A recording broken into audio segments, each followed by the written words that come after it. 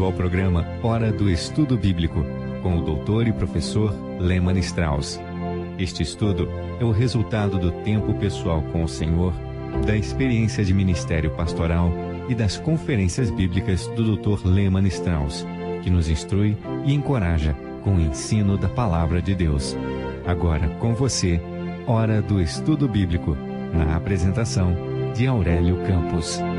Bem-vindos a mais um programa Hora do Estudo Bíblico. Abra sua Bíblia em Gênesis, capítulo 1. Lembre-se, estamos revisando este capítulo para depois continuarmos o estudo no capítulo 25, que é a metade do livro. Mas antes de tudo, vamos buscar a Deus em oração. Pai querido, nós te agradecemos por nos dar mais um dia de vida. Que alegria, que privilégio, Senhor, sermos teus filhos, teus servos, teus representantes aqui na terra. Queremos te agradecer porque mesmo em meio a tanta decadência moral e pecado, Senhor, nós podemos estudar a tua santa palavra que nos guia e nos orienta.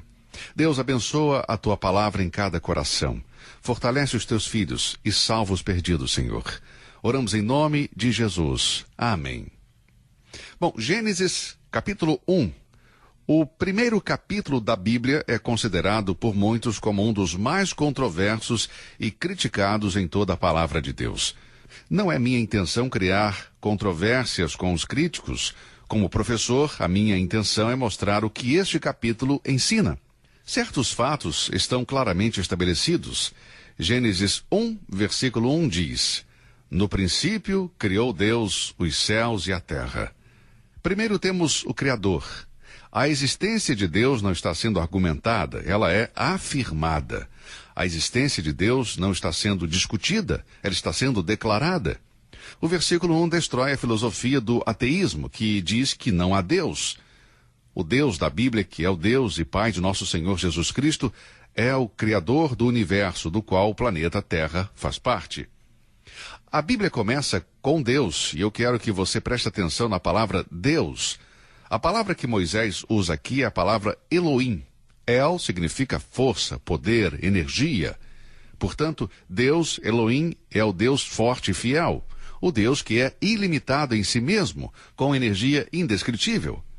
Leia novamente o capítulo 1 e sublinhe cada vez que aparecer a palavra Deus. Ela aparece 32 vezes. Que introdução maravilhosa a Bíblia tem. O livro é, em primeiro lugar, sobre Deus. Ele é apresentado como o Criador do céu e da terra.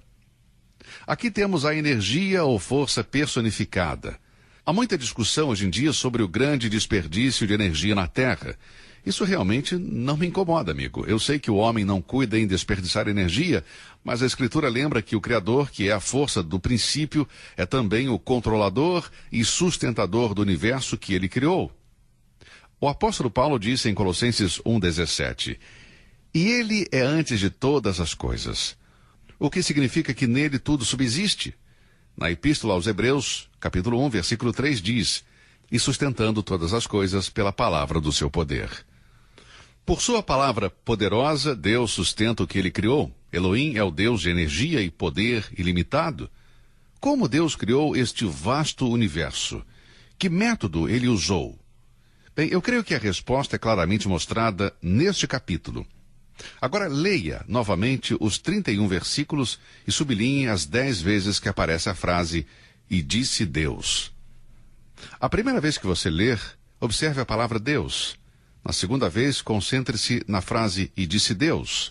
O fato é simplesmente este. Deus falou e o universo começou a existir. Pela sua autoridade, tudo veio à existência.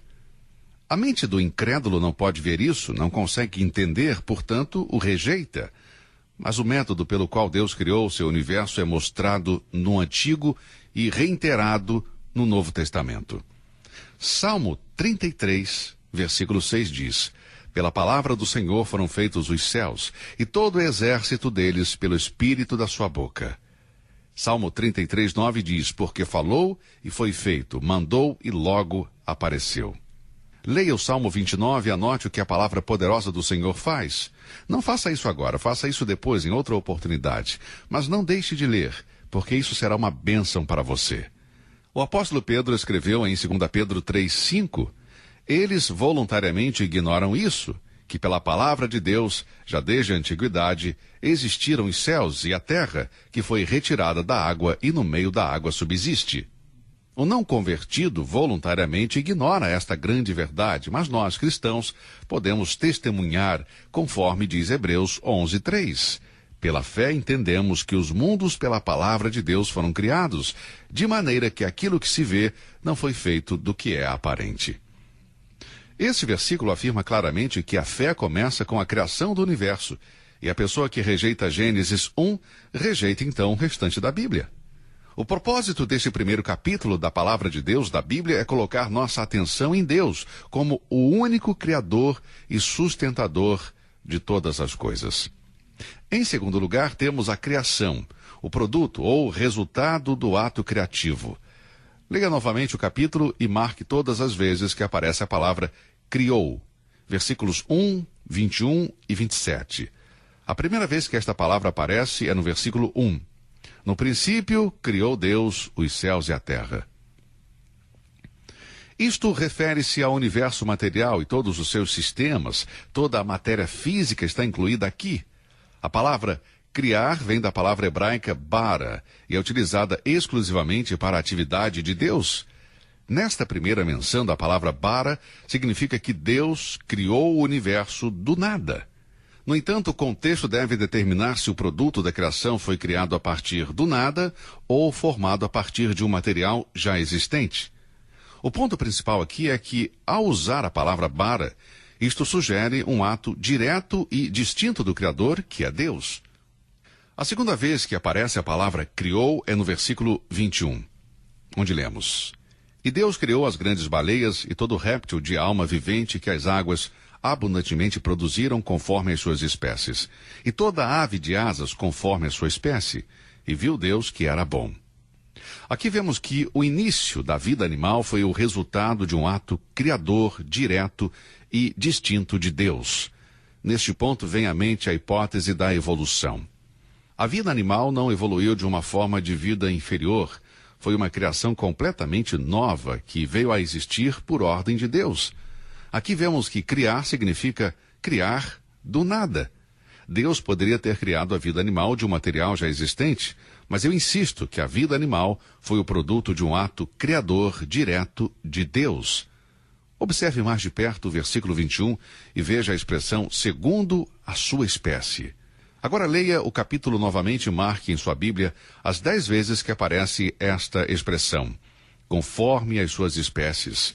Simplesmente significa que Deus ordenou que todas as coisas, todos os seres vivos, devem se reproduzir conforme a sua espécie e que não haja reprodução de uma espécie com outra. Agora sabemos que a mutação, a mudança dentro de uma mesma espécie é possível, mas nenhuma espécie foi transformada em outra espécie. Aqui temos uma questão que a evolução não pode resolver. Deus é um Deus de ordem, não é um Deus de confusão. O evolucionista, teísta, interpreta na Bíblia a sua hipótese de criação por evolução, mas esta posição não se sustenta diante do decreto divino que todas as espécies têm a sua própria característica. A terceira e última vez que a palavra criou aparece é no versículo 27, onde lemos: E criou Deus o homem à sua imagem. A imagem de Deus o criou, homem e mulher os criou. Aqui é usada novamente a palavra bara. No entanto, sabemos que não significa do nada, porque no próximo capítulo vemos que Deus formou o homem do pó da terra. Capítulo 2, versículo 7. A propósito, o corpo do primeiro homem foi formado a partir de materiais criados por Deus. Agora, quando consideramos a criação do homem, não devemos dissociar o versículo 26 do 27. No 26 lemos: E disse Deus, façamos o homem à nossa imagem. Novamente temos a palavra Elohim. Estudantes conservadores da Bíblia concordam que Elohim é uma palavra hebraica no plural. E há alguns que dizem que a palavra façamos sugere a presença da Santíssima Trindade. Bom, eu pessoalmente creio que, embora a palavra Trindade não apareça aqui na Bíblia, há evidências suficientes para apoiar que Deus é um Deus triuno. No 6º dia da criação, Deus criou o homem, o clímax da sua criação. Ele não evoluiu de algo. O homem foi superior a toda a obra anterior da criação de Deus. Ele foi feito à imagem e semelhança de Deus. versículo 26, lemos: E disse Deus: façamos o homem à nossa imagem, conforme a nossa semelhança. A imagem e semelhança de Deus. O homem foi uma criação especial. Sabemos que a imagem não era uma imagem física, porque Deus é espírito. Nosso Senhor disse à mulher samaritana em João 4:24, Deus é espírito. E em Lucas 24:39 o Senhor disse, um espírito não tem carne nem ossos. Agora, pessoalmente, não vejo uma grande diferença entre imagem e semelhança. Mas deve haver uma diferença, mas eu não vejo uma grande diferença aqui. O Dr. Mary Unger sugere que a expressão dupla imagem e semelhança se destina a dar força e ênfase à ideia da imagem de Deus no homem. Como vemos em Gênesis 1, versículos 26 e 27. A imagem e semelhança de Deus em Adão apresenta uma clara diferença entre o homem e os animais. Este conceito bíblico do homem é fundamental para a teologia cristã. Vemos a sua importância no fato de que a sacralidade da vida humana baseia-se nela.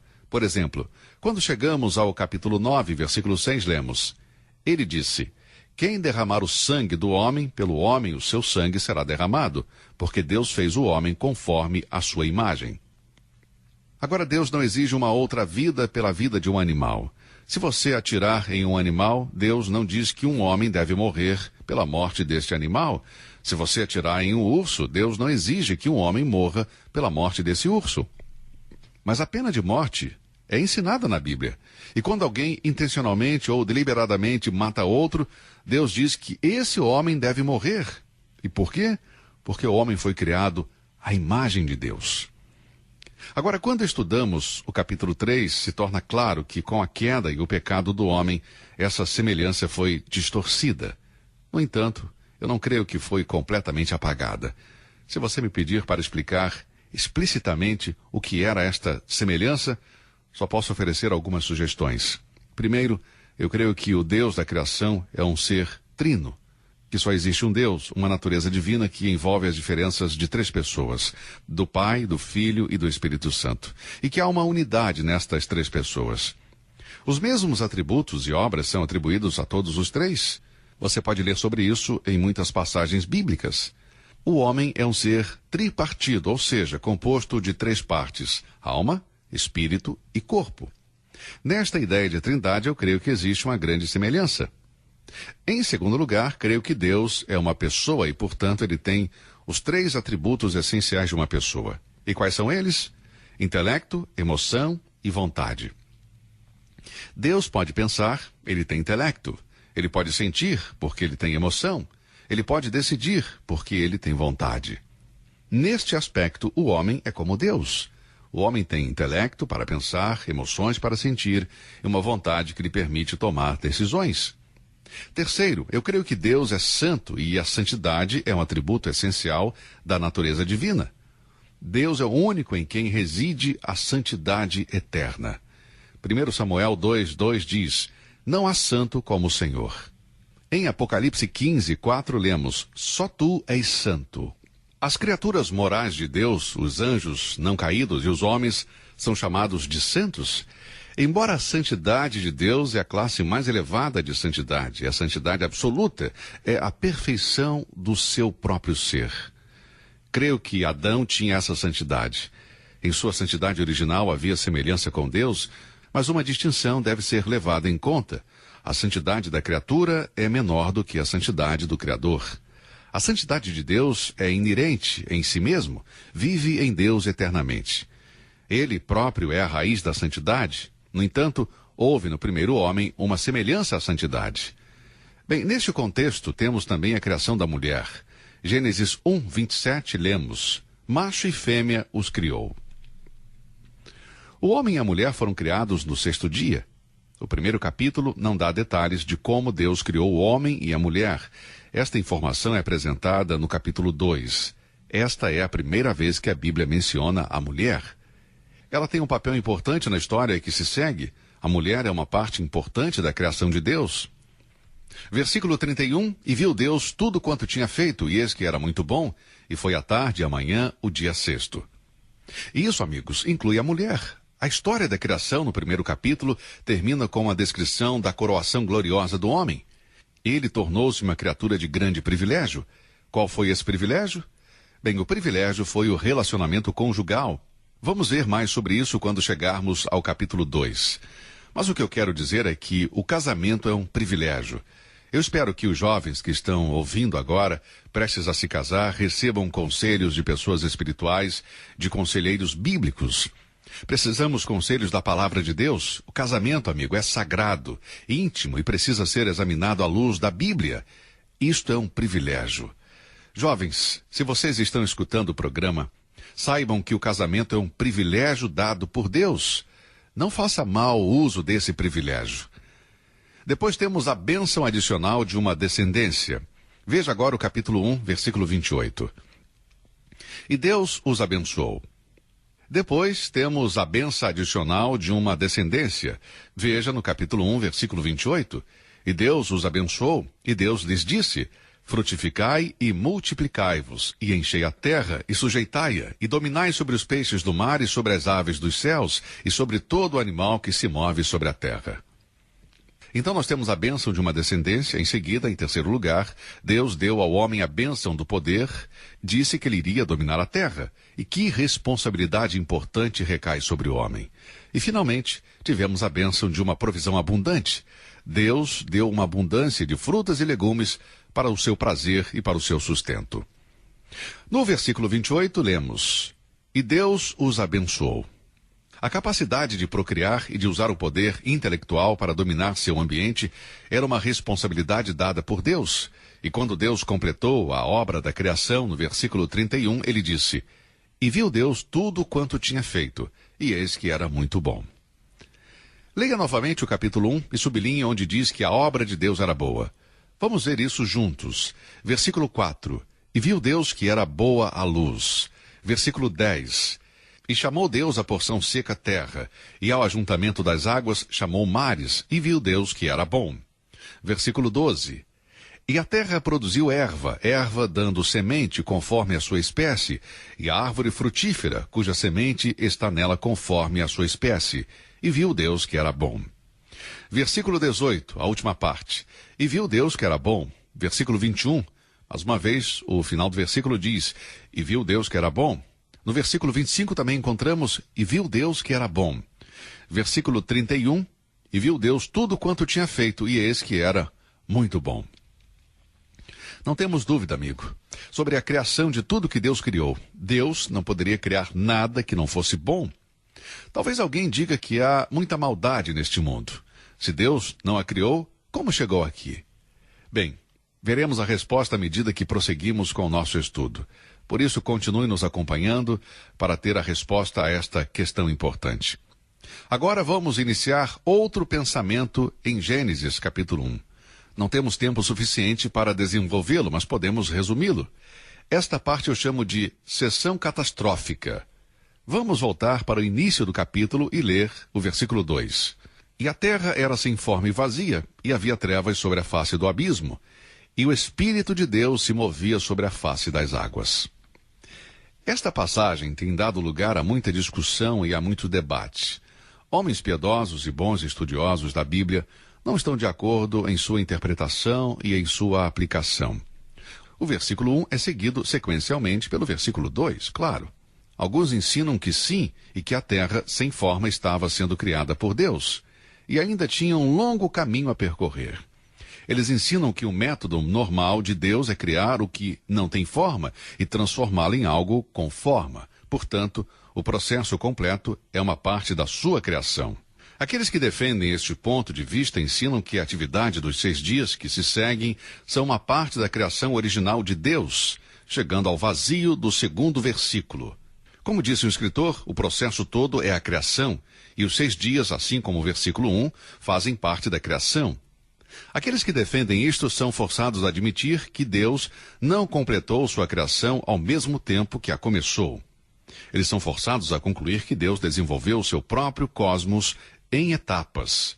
Outro escritor disse: sugerimos que Gênesis 1, versículo 1, refere-se à criação do material para criar o céu e a terra, e em seguida, os versículos seguintes descrevem a atividade de Deus formando este material em vários produtos terminados.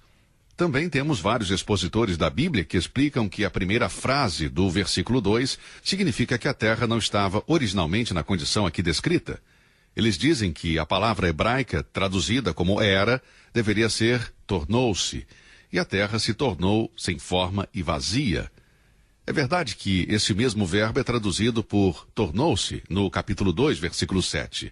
E formou o Senhor Deus o homem do pó da terra, e soprou em suas narinas o fôlego da vida, e o homem foi feito alma vivente, se tornou um ser vivente.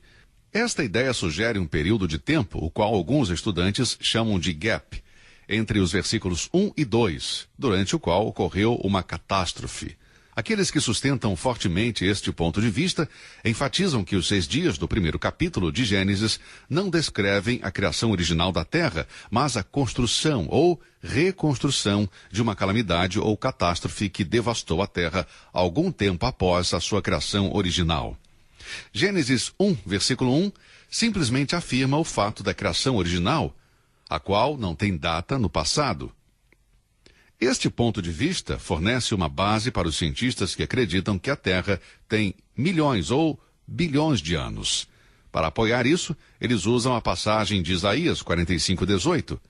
Porque assim diz o Senhor que tem criado os céus, o Deus que formou a terra e a fez.